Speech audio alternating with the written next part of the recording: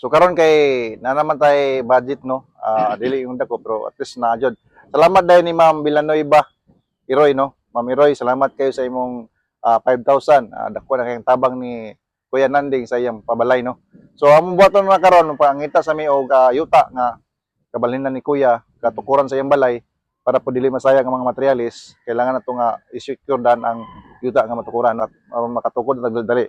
So ubanay ko ninyo itong atong subayon si Ate Payet no. Ate Payet Gracia o si Ma'am Victoria. Kay nag-chat to sila nako nga nado sila yung mga materialis pod para sa balay ni Kuya Nanding. So si Ate Payet nasa sila yung mga si tawagan na dito amakan no. So gamay na lang tong mapalit. Yung kaning green nga atop no. Di ambag-ambag sa mga silingan. Matutaron og lambir para subay na to ang pilay kantidad tanan sa mga kahoy nga ato dapat.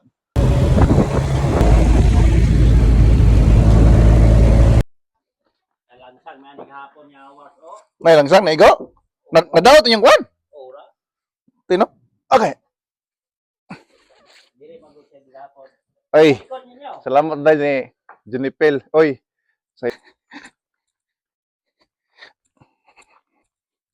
Salamat dahil ni Junipel Oy no sa iyang effort. Dala na namong kaligi para kay Kuya Nanding. Og sa sakinan sa Jamaica Mutya. Salamat kayo ninyo sa Tigasya. Tabang siya dyan ng atong project. Thank you kayo ma'am ninya. Nakuha na namo. Napalit na namo ang imong gihatag kahoy og kwan. Kaning isa ka kaning paraligyon kang Junipel Oy ni. Salamat dahil Sir Junipel Oy. Og ma'am ninya kani imo ani. Kaning kahoya. Salamat sa si kwan. Si Kuya Nanding sa imong ginabuhat. Ma'am. Salamat sa imuhang mga yatag mga tabang ni ma'am og dayon na jud ning ang tanwa mga ang akong gipangandoy nga mabalayan ko bisag gamay lang ma'am.